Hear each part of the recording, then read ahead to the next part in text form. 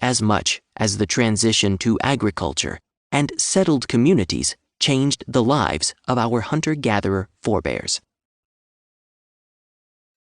This transformation, though, was going to hijack our personal freedom and the ability to make informed cultural, social, economic, political, and environmental choices. It appears to have set a trajectory we seem unable to extricate ourselves from, unable to rescind this license to rape the planet set in motion by religious and philosophical thought, seemingly unable to halt the mad rush to what might well turn out to be a sixth mass extinction. If the food crisis, climate change, and population growth in prehistory drove the change to agriculture that began the destruction of Earth's ecosystems, so the change to an anthropocentric view of the world, combined with social, cultural, and economic thought, reorganized the day-to-day life of modern Homo sapiens, leaving them bereft of freedom to choose and locking them into a global economic machine obsessed with growth, capable of stopping only when all the planet's natural resources have been exhausted, regardless of the cost to flora, fauna, or human life. An alien takeover of the planet could not be more complete. Only in the last 2 centuries have societies developed that are controlled by the free operation of economic markets. In the last century, unrestrained free market capitalism has subordinated all other considerations to profits, growth, and personal wealth accumulation. For 99% of our species' existence, until 10,000 BCE, hunter-gatherers were mobile and healthy, ate abundantly and nutritionally from available food sources, yet owned neither food nor land and had few possessions. They were free, egalitarian, and owed allegiance to neither king nor ruler, until the change to agriculture and settled communities that over time led to the early city-states and eventually to the first civilizations in Sumer, Egypt, India, and China. These early civilizations developed systems for food redistribution. People lived in small, self-contained units and engaged in semi-subsistence farming, using any surplus that was not seized to buy or barter for local craft-produced items. They had no contact with what we now regard as a market economy. From the 5th to the 14th century, social and economic relations in Europe were based on agriculture and feudalism, a caste system based on land ownership, a way of structuring society around relationships derived from the holding of land in exchange for service or labor. Agricultural labor was performed by serfs, who were bound to the land and the local landowner. These small landowners, in turn, were vassals to overlords who were members of the nobility. Feudalism began to decline during the Middle Ages due to new opportunities for trade that triggered a shift from a land-based economy to a money-based economy, particularly in England. Feudalism was followed by capitalism. Historians describe feudalism as an open form of political and economic domination. The king and his vassals held authority over the serfs, and the extraction of wealth was direct and visible. When capitalism emerged, a market-based form of authority replaced this politically based form of authority. Serfs, now called at-will employees, were free to work for any employer. The clear and visible feudal relationships of vassal, serf, and land was replaced, under capitalism, by the relationships among investor, shareholder, company, employer, and employee, now veiled with an appearance of choice on the part of the employees. They can work for whom they wish, but can now be fired and left without a means of existence, a much less likely risk under the feudal system. Feudalism benefited everyone, creating an obligation for the powerful to help and protect the weak, giving all a chance to survive. Capitalism tends to benefit investors, shareholders, and upper and senior management, rewarding the latter with contracts and lavish compensation and remuneration packages, including golden parachutes. Employees are lucky to get a living wage. The serf had a guaranteed job, a place to live regardless of harvest output, and a community to rely on. Under capitalism, an unemployed person without savings to tide him or her over, or relatives and friends to help, often falls into abject poverty, or becomes reliant upon government social programs, which did not exist during the late 18th century, early 19th century, when the UK, for example, was in transition from an agrarian to an industrial economy, and as Charles Dickens documents so well in his novel Hard Times. Without these government programs, people can and did become homeless and destitute. Under capitalism, the worth of Homo sapiens is measured solely by the labor and talent each can offer. When that talent or labor is no longer needed, due to falling revenues, new technologies and equipment, or relocation of a factory or service to lower-cost countries like China, India, or Mexico, entire communities can be devastated economically, socially, culturally, and politically, as is now visible in many Rust Belt cities across the USA. Over the last 2 centuries, then, Homo sapiens have come up with a capitalism energized by modern liberal economic thought, an adaptation that is at once a form of subsistence, a way to organize and distribute scarce resources, and a new way to organize the social, cultural, and political relationships that constitute a society. It is an adaptation that has the potential to render Homo sapiens as optional extras, a distinct possibility as more and more jobs are eliminated by technology, or are soon taken over by AI-enabled robots, without the social and cultural umbrellas, such as a living wage or non-work-based forms of compensation. Capitalism has emerged as the new alpha species. Homo sapiens have demoted themselves to being mere consumers, beings that exist only for the purpose of acquiring, accumulating, and consuming, like machines on an economic production line, existing only to consume the output of an endless flow of products and services that capitalism extracts from the planet's habitats and biodiversity to keep its profits growing.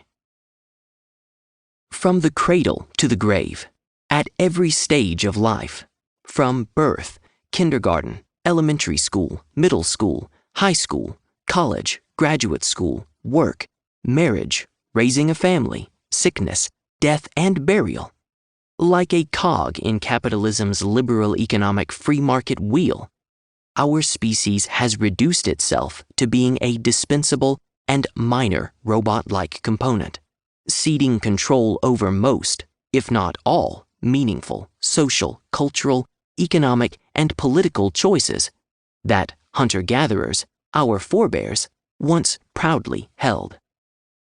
Under this 21st century capitalist, global, free market adaptation, Homo sapiens has allowed itself, one has to assume unintentionally, as an employee, a human slave, to become part of the output, mere products to be bought and sold on the open market for a profit. With capitalism as another adaptation, our species has not only reduced itself to a potential optional extra at the individual level, but with current economic practices, has also weakened the political arm of the government that once controlled the levers of power and sustenance.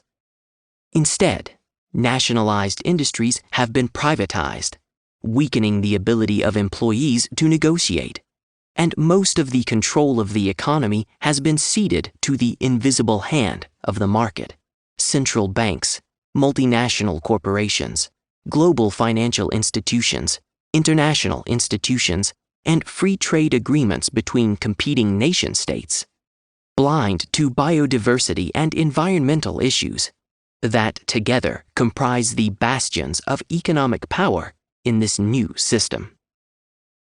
Under the prevailing economic system, the governments of nation-states have become mostly powerless against global economic institutions and must compete against one another to curry favor with them to attract investments.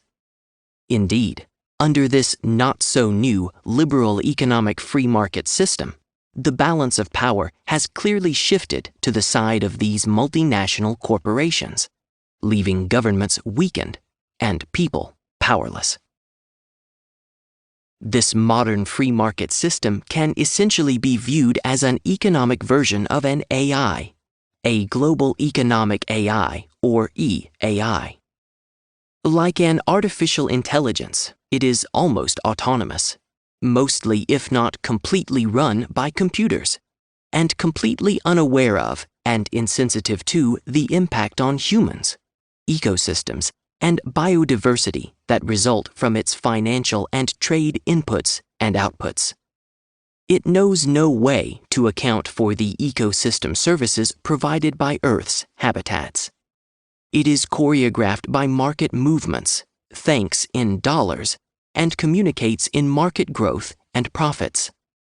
It has no capacity to care about the harm this growth is doing to our species, the environment, Earth's habitats, biodiversity, or the buildup of CO2 in the atmosphere and consequent global warming.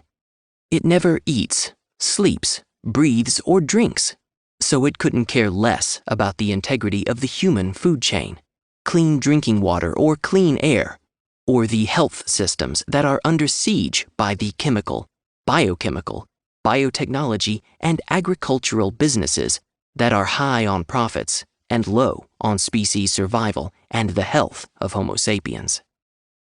It is unaware of the disappearing pollinators and what's happening to the oceans, dead zones created by agricultural runoffs, dying coral reefs, and the aquatic ecosystems they enable, islands of plastic forming from the 18 million tons dumped into them each year. It wouldn't know that plastics emit methane and ethylene, greenhouse gases, when they are exposed to sunlight and degrade. Nor could it care that microplastics are toxic to phytoplankton, which supplies 50 to 70% of the oxygen we breathe. It wouldn't know, too, that phytoplankton take carbon dioxide from the atmosphere and ocean to produce carbohydrates via photosynthesis and zooplankton.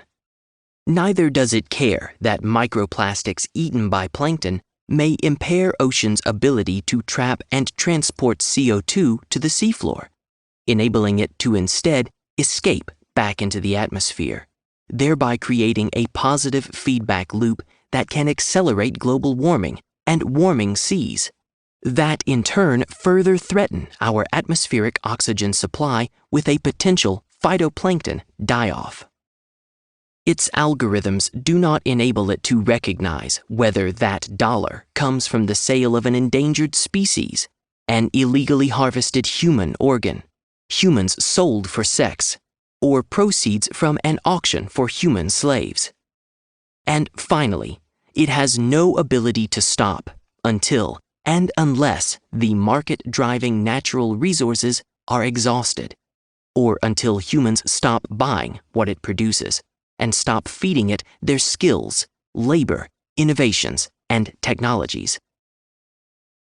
In this insatiable free market system, Earth's habitats, biodiversity, and Homo sapiens are reduced to mere commodities to be bought and sold on the open market.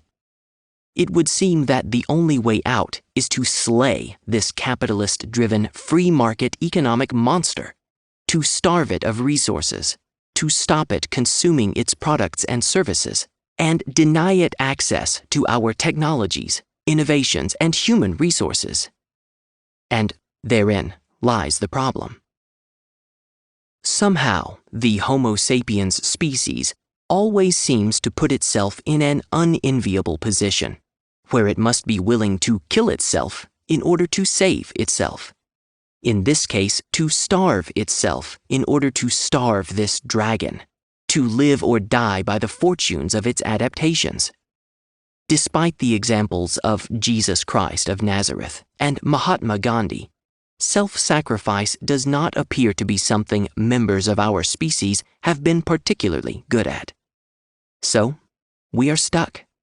And this phenomenon of becoming stuck in our own adaptation schemes has become a repeating pattern since we opted to become farmers. And just in case one happens to be among those worried about what newer adaptations, like AI, will eventually do to our species, take a good look at what its ugly economic twin, capitalism embodied in free market systems, has already done. Witness how regulatory efforts to rein in an unrestrained capitalism were brushed aside. Recall how attempts at maintaining human control of this species, ecosystem, and Homo sapiens destroying economic engine, now on autopilot, have been abandoned. Why would it be any different with AI? We should be very afraid. Homo sapiens, like that old lady who swallowed a fly in the Burl Ives ditty, has always been incapable of abandoning its adaptations before it's too late. When population increase and changing climate drove a prehistoric food crisis, we ate our way clear across the planet and drove megafauna to extinction. We couldn't stop ourselves from adopting agriculture, abandoning the clearly superior lifestyle our hunter-gatherer forebears led, in harmony with the environment, for millions of years. Agriculture soon became mechanized monoculture farming that, until the first half of the 20th century, gave rise to food shortages and a perennial fear of starvation that stalked civilizations for millennia and drove some to collapse. Agriculture eventually led to genetically modified crops. Simple manure fertilizer morphed into deadly chemical fertilizers, accompanied by equally deadly herbicides, insecticides, and fungicides. And we have seen where all of that is taking us. Over time, irrigation raised the water table, waterlogging and changing the chemical composition and salt content of the soil, which led to salinization, abandoned fields, and more deforestation, and more soil erosion. Have we not seen the ravages that came with settled communities, the diseases that arose from the animals we domesticated, the resulting rigid social, cultural, religious, economic, political, and military schemes with their institutionalized inequality and racism, now exacerbated by capitalism, that we celebrate as civilization? What's the point, you ask? Here is the point. Burl Ives said it best in that ditty, "I know an old lady who swallowed a fly." Burl who? I know. Burl Ives is not exactly up there with Tupac, Puff Daddy, and Justin Timberlake, and his old lady wasn't Beyoncé either. Moreover, most millennials and Gen Xers will not have heard of this particular old lady.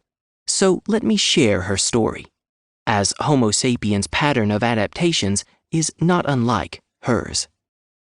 Problem is, it didn't end so well for her. Having swallowed a fly to begin with, this old lady swallowed a spider to catch the fly, then a bird to catch the spider, and she continued swallowing progressively larger animals, each time with the hope that swallowing just one more would solve her problem. She went on to swallow a cat, a dog, a goat, a cow, and finally died when she swallowed a horse. Homo sapiens history, like the old ladies, has been a never-ending succession of ever more complex and environmentally more damaging adaptations to meet the same basic needs. Indeed, we might be just a few adaptations away from swallowing that horse. What a far cry, then, are Homo sapiens' adaptations from the first two simple evolutionary survival adaptation rules. Live within the Earth's ecosystems and live without destroying them and the other species they sustain. Live and let live. But here is the rub. We once knew how to do that and had done just that for millions of years.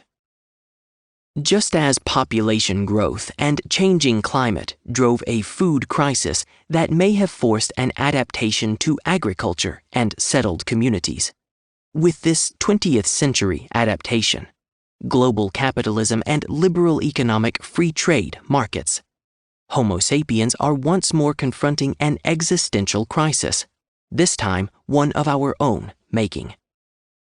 And we may well have finally come up with a subsistence adaptation that, if left unchecked, has the capability, the means, and the intent to drive our species and Earth's biodiversity to extinction.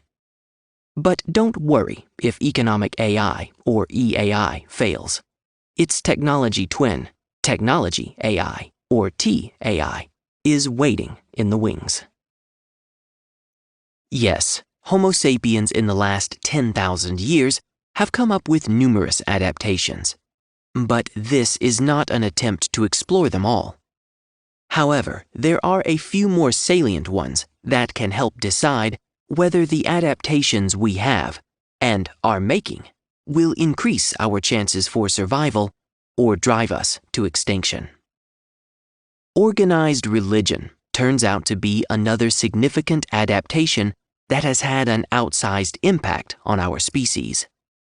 According to Wikipedia, organized religions emerged as a means to provide social and economic stability to large populations, to justify a central authority that possessed the right to collect taxes in return for providing social and security services to the state. Ancient empires such as India and Mesopotamia were theocracies, with chiefs, kings, and emperors playing dual roles of political and spiritual leaders. Virtually all state societies and chiefdoms around the world have similar political structures, where political authority is justified by divine sanction. But it is important to recognize that the period of religious history that has had the greatest impact on our species only began with the invention of writing about 5,200 years ago. In contrast, our species has existed for millions of years. Like many other Homo sapiens adaptations, religion may once have served a good purpose. If serving as an arm of the state or religious hierarchy to subjugate the masses of humanity is a good purpose. As Karl Marx so aptly put it, religion is the opium of the poor. As Germany celebrates the 500th anniversary of the Reformation, it's worth remembering that Martin Luther's 95 Theses were, among other things, a protest against the Catholic Church turning the path to salvation into a business opportunity.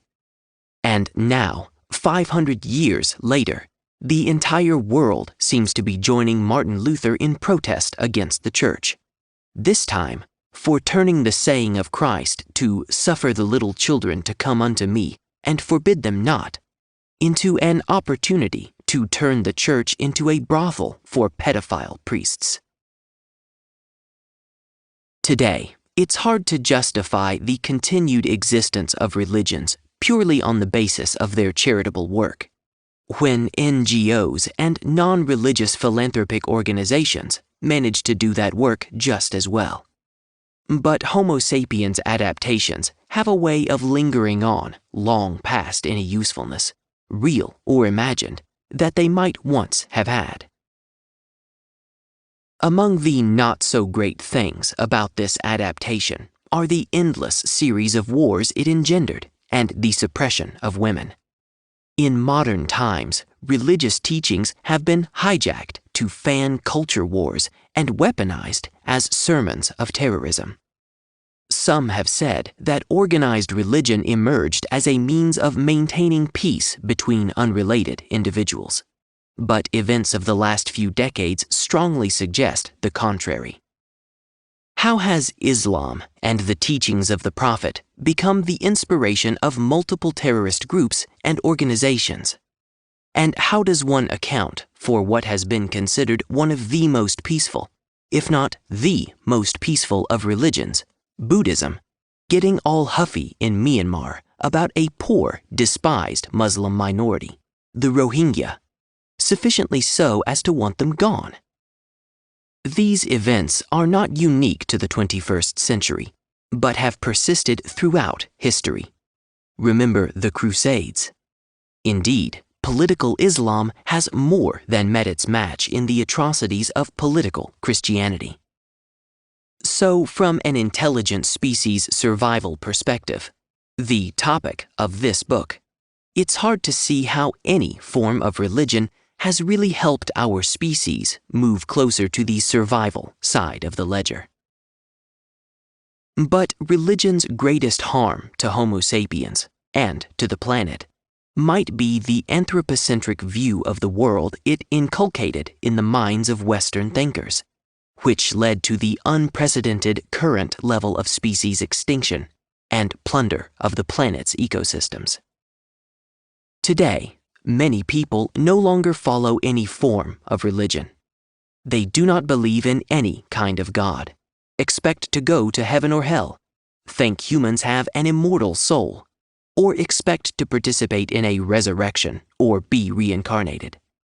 Indeed, with the emergence of modern scientific thinking, many now accept Homo sapiens are made of the same stuff as the rest of the universe, particles and fields that obey the ironclad laws of physics.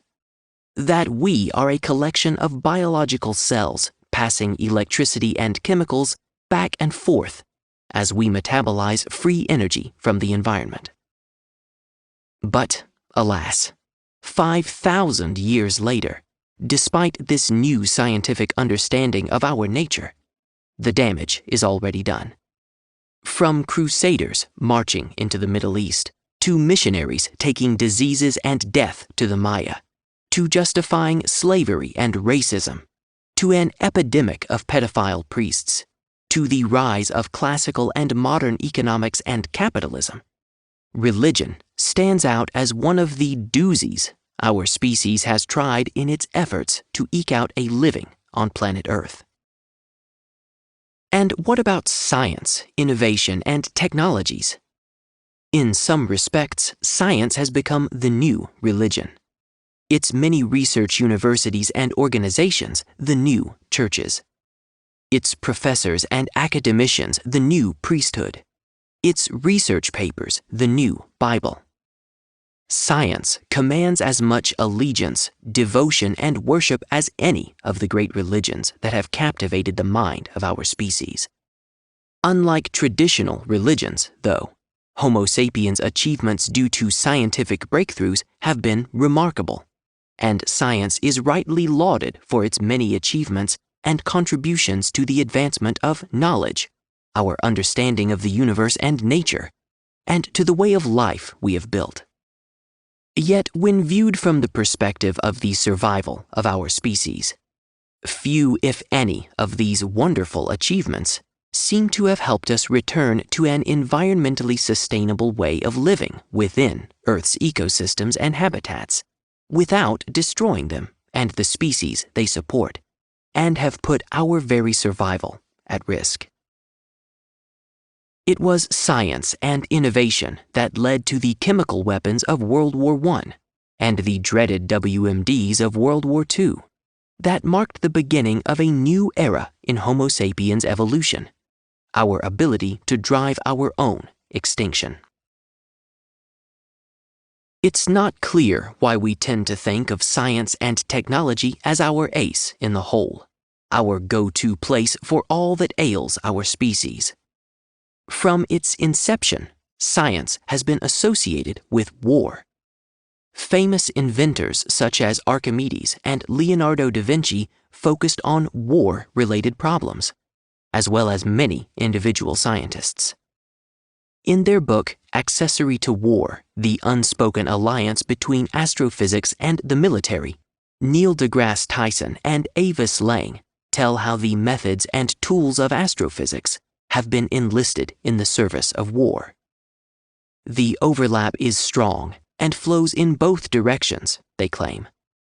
They observed that many of the same things that science cares about, the military does too, including multispectral detection, ranging, tracking, imaging, high ground, nuclear fusion, and access to space.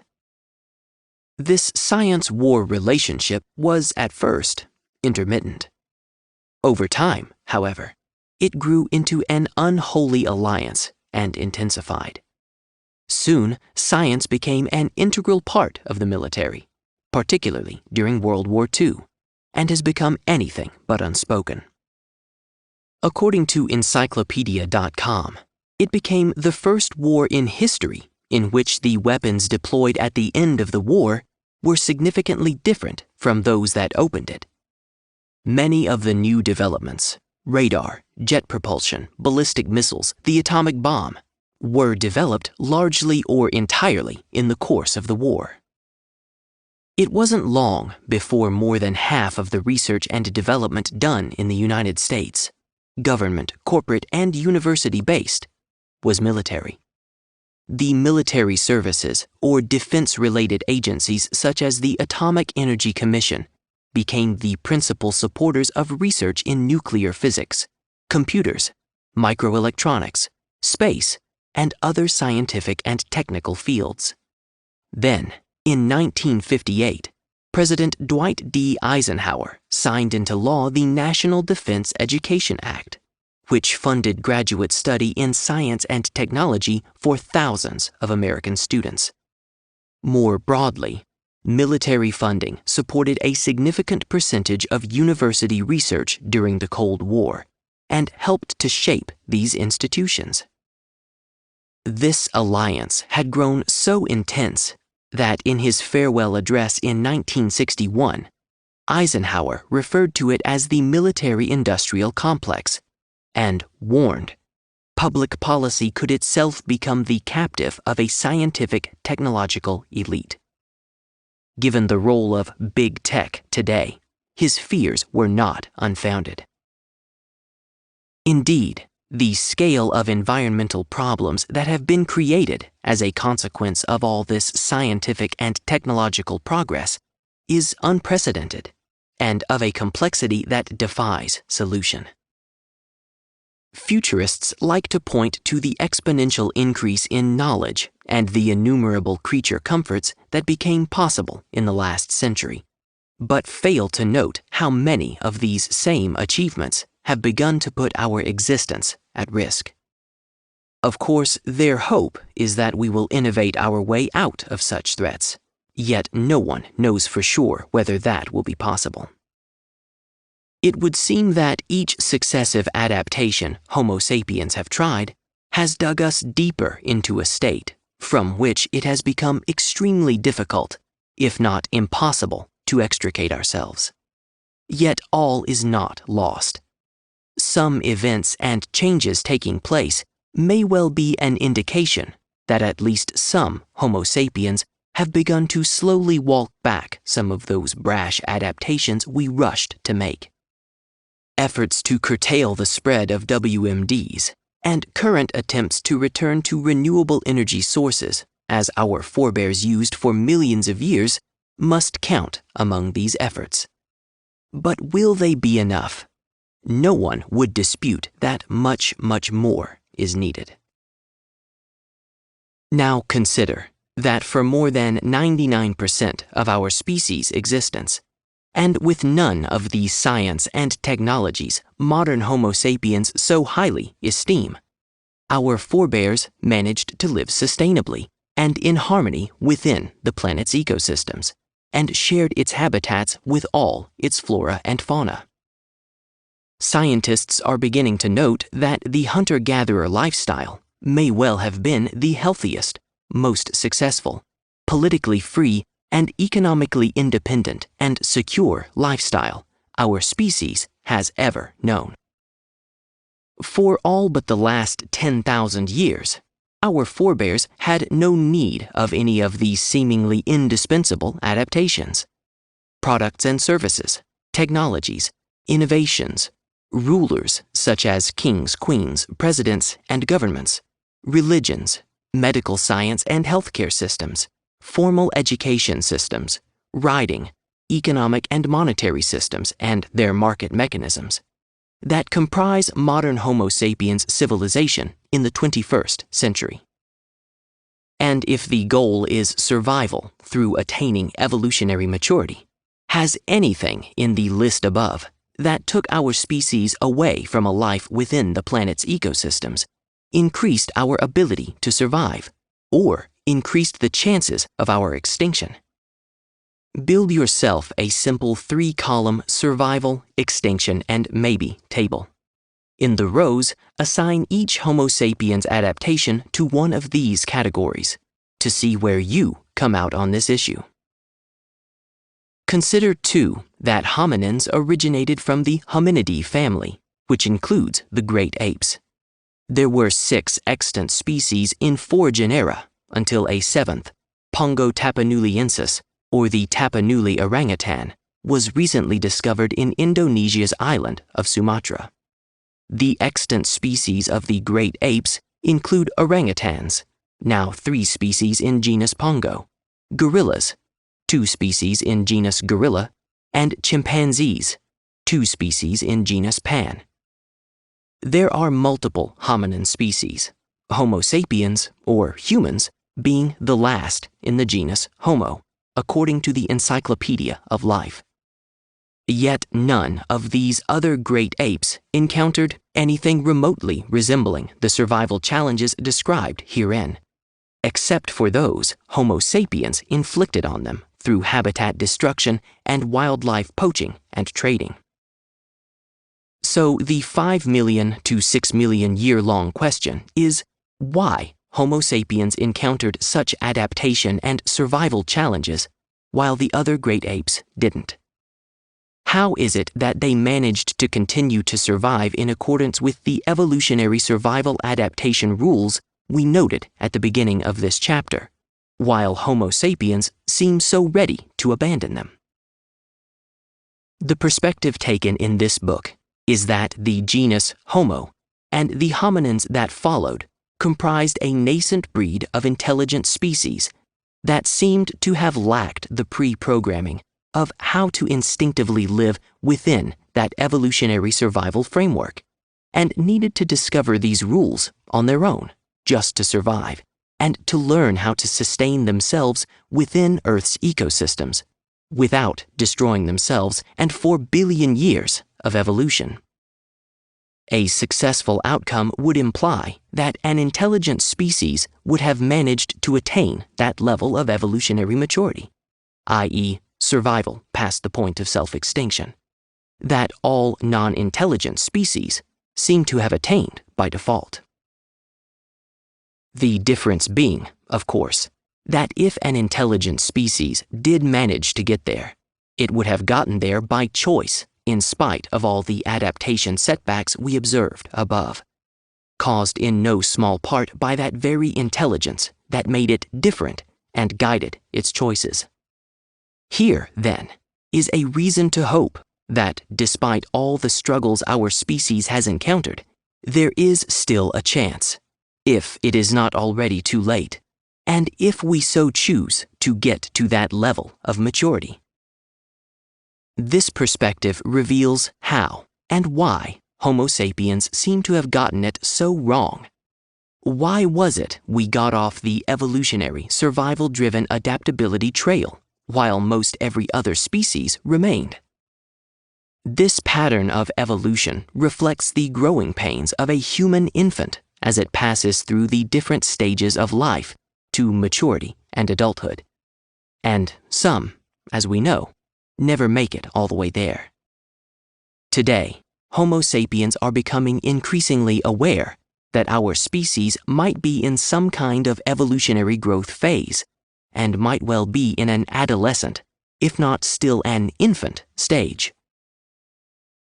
Homo sapiens' challenge, then, is to discover before it's too late what it wants to be when it grows up, what it now needs to do to make it all the way to evolutionary maturity. Simply put, does it want to survive, or does it want to go extinct like the dinosaurs? One final note to ponder before we leave this topic is the role climate change might have played in shunting our species down the path that led to agriculture, and potentially all that followed. As noted in a prior chapter, climate change seemed, over geologic time, to have choreographed the options from which our species had to choose, and thereby the outcome. So how much did a food crisis driven by climate change and aggravated by overpopulation nudge early humans down the road to agriculture? It seems to make sense, doesn't it, that an emergent intelligent species, absent the built-in pre-programming that would have made it stick with the rules of adaptation, rules it might not have doped out as yet, would come up with its own solution. Perhaps Homo sapiens' very first adaptation of making a living outside of Earth's ecosystems. Hence, agriculture. The key issue here is that Homo sapiens were able to use that nascent intelligence to choose a solution, even if, with hindsight, we can see it's not the right or best solution. From this perspective, agriculture may not be too shabby a solution, after all, in spite of all the blind alleyways it has taken us down so far. So, if agriculture was the result of an untutored, nascent intelligent species' attempt to solve a seemingly existential food crisis, is there a way to do agriculture that largely respects the adaptation rules now that Homo sapiens know them? Some scientists say there is. A return to sustainable agriculture, if possible. Yet, in pursuit of economic growth and profits, that is not how most agriculture is done. It is this choice, this preference, then, that is at the root of all Homo sapiens' adaptation failures.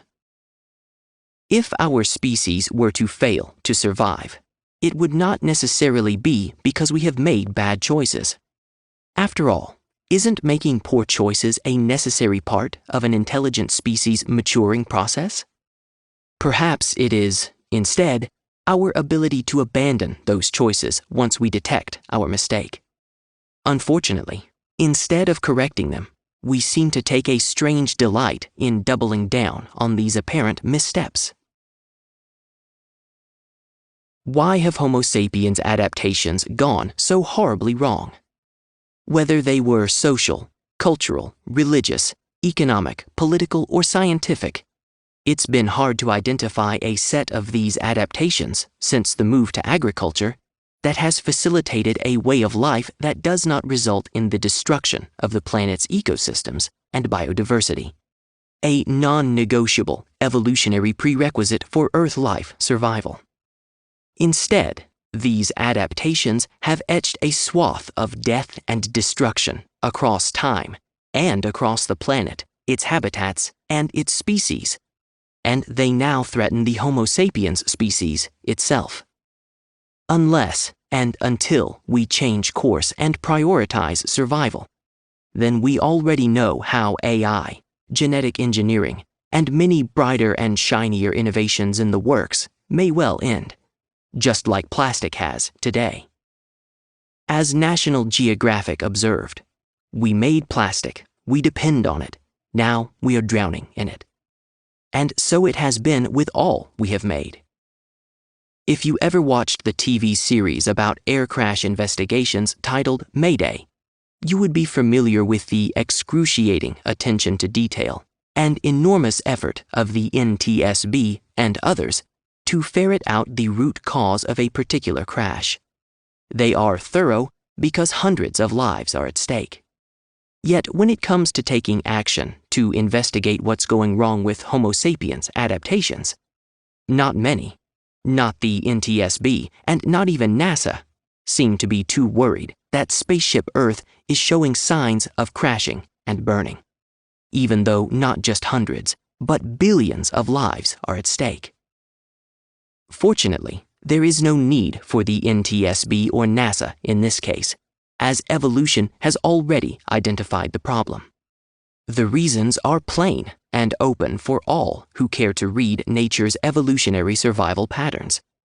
Earth's species and habitats have been splayed and scattered across the Earth, like the parts of that jumbo jet strewn across the Alps after being deliberately flown into the mountainside by its pilot. That crash, sadly, was no accident. It was not even pilot error.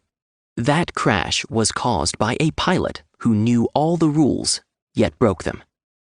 And Homo sapiens, like that pilot, mentally deranged or not, has broken all the evolutionary rules for Earth life adaptation and survival. Homo sapiens adaptations are failing because they are not survival-driven, but driven instead by profits, greed, and pursuit of economic growth. Indeed, Homo sapiens adaptations will continue to fail unless and until they become survival-driven. In the next chapter, we begin to look at whether Homo sapiens' ability to innovate fared any better than its ability to adapt, and whether that ability can enable our species to avoid civilizational collapse and survive. But be warned, the innovation and adaptations of earlier civilizations were not enough to save them and may not be enough to save us. Chapter 10. Innovation. From ape man to spaceman in 2 million years. There is only one corner of the universe where we know for sure that the laws of nature have conspired to produce a species capable of transcending the physical bounds of a single life and developing a library of knowledge beyond the capacity of 1 million individual brains, which contains a precise description of our location in space and time. 2 million years ago, we were ape men. Now, we are spacemen, writes Brian Cox in his book, Human Universe. From ape men to spacemen in 2 million years, and by the look of things, Homo sapiens is just getting started. According to futurists, the 21st century will see our species break into an exponentially accelerating, innovative sprint that will make prior rates of innovation seem eternally slow. Indeed, it's hard not to be impressed by the remarkable achievements of our species, given where it all started. Our early forebears departing Africa had no idea what they were starting. For the first 66,500 years, writes Chris Hurd in an article titled A Brief History of Humanity and the Future of Technology, published in Peripheral Foresight in 2016. Homo sapiens initially relied on verbal transfer of knowledge, which put significant limitations on bandwidth. One could know only as much as one had the ability to remember. All the information one possessed was shared history and conventional wisdom inherited from predecessors. As soon as anything was forgotten, it was lost forever. Homo sapiens, nonetheless, evolved from hunter-gatherers to farmers to city dwellers between about 10,000 BCE and AD 500, including all the requisite technological advances, which is tremendous progress and a massive transition in a relatively short period of time. However, the real progress that led to modern technology gathered pace only with the ability to record knowledge. Today, futurists predict Homo sapiens are set to accomplish in the next 20 years what would previously have taken 200. A decade ago, smartphones didn't exist. 3 decades earlier, before the first computers arrived, almost nobody owned a computer, and the commercial internet barely existed. Today, advanced technologies such as computers, genetics, nanotechnology, robotics, and AI are progressing at an accelerating pace.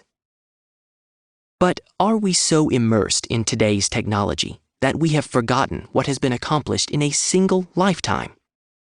We have gone from the Wright brothers' 4 brief flights on December 17, 1903, to landing men on the moon on July 20, 1969. And from Ernest Rutherford's splitting of the atom in 1911 to the bombing of Hiroshima in 1945 and the Cuban Missile Crisis in 1962, when Nikita Khrushchev and John F. Kennedy came close to potentially ending our entire species and the fruits of almost 4 billion years of evolution. Now it's Donald Trump and Kim Jong-un's turn to rattle the world. Is our view of our inventiveness so myopic that we fail to take in the wider context of what else we've done in this amazingly short interval? The charts below show the results of some of the innovations we tend not to want to talk about as much. They speak for themselves. Were we so intent on our technological innovations that we neglected to notice that we were simultaneously digging ourselves into a potential extinction ditch, so deep that getting out of it might be beyond our innovative capabilities? Or did we just not give a hoot?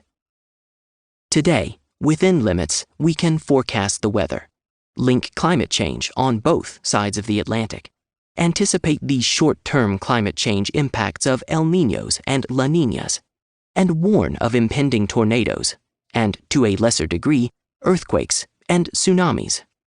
We have also mostly acknowledged that man-made global warming is in progress, and we still can, time permitting, take corrective action to mitigate some of its potential devastating effects, if we so choose. AI innovations can diagnose potential heart issues better than trained physicians, and cars are starting to drive themselves. Futurists like Ray Kurzweil are predicting that by the 2020s, self-driving cars will begin to take over the roads, and people won't be allowed to drive on highways. Most diseases will go away as nanobots become smarter than current medical technology, and normal human eating can be replaced by nanosystems. By the 2030s, virtual reality will begin to feel 100% real, and we will be able to upload our mind or consciousness by the end of the decade. By the 2040s, non-biological intelligence will be 1 billion times more capable than biological intelligence, aka us. Nanotech foglets will be able to make food out of thin air and create any object in the physical world on a whim. And by 2045, we will multiply our intelligence 1 billion-fold by linking wirelessly from our neocortex to a synthetic neocortex in the cloud. Amazing! Great! Brilliant! Fantastic! Except that none of the above addresses the root cause of Homo sapiens' problems. The inability we saw in the last 2 chapters to live in a way that doesn't destroy Earth's ecosystems, habitats, species, and Homo sapiens themselves. And until relatively recently, there has been little to no research, and for sure no innovations and/or technologies that target this root cause. While most AI experts worry less about machines rising up to overthrow their creators than about their making a fatal mistake, philosopher Nick Bostrom is among those who believe it's entirely possible that artificial intelligence could lead to the extinction of Homo sapiens. He also believes that much more research has been done on dung beetles and Star Trek than on the risks of human extinction. The study of existential risks is really just getting off the ground. Research centers that claim to be doing research in this area all seem focused on identifying which technological advances pose risks that could wipe out humanity, or at least end civilization as we know it, and what could be done to stop them. They seem to forget that Victor Frankenstein, creator of The Creature, did not survive. What they appear not to be focused on is the root cause of all Homo sapiens-driven, self-extinction-capable innovations and adaptations: the seeming inability or unwillingness to live within the planet's ecosystems and mature as an emergent intelligent species. And yet the idea of Homo sapiens driving themselves to extinction by their own innovations is hardly new. It goes all the way back to Mary Shelley's novel Frankenstein. The real takeaway there was not how to control the creature. It was that one should not invent technologies that can kill you. The point is that an intelligent species that has matured past the point of self-extinction would have been able to do so only by never inventing a technology that could have driven its own extinction to begin with. Not allowing its ability to innovate, to outpace its ability to mature, is a prerequisite, a topic we will explore in the chapter on evolutionary maturity. Received wisdom considers existential risk problems waiting to be solved with new technology, like diseases with new vaccines. None of this research appears to be looking at the real problem: Homo sapiens. That many of Homo sapiens' innovations bring benefits, no one can deny. At issue here is when they are held up as the panacea for all that ails our species, or as indication that the world is getting better. It has never been about the world getting better. It's about Homo sapiens maturing beyond the point of self-extinction. And far from getting better, the world has continued to get worse. While futurists are busy churning out the next iteration of these wonderful technologies, others are equally busy devising ways to put the current and previous generations to devastatingly destructive use. Like the orchestra on the Titanic, the innovators and their industries keep playing on, perhaps hoping bigger, better gizmos will distract us, keep us from noticing the sea level is creeping up, the oceans are heating up, the atmosphere is becoming increasingly hotter and more polluted, and the water and food chains are slowly being laced with carcinogenic agents and other elements just as harmful. Our best minds talk about how innovations in technology extend our reach and push back the frontiers of scarcity. Seen through the lens of technology, they'd say, few resources are truly scarce. They are just temporarily inaccessible.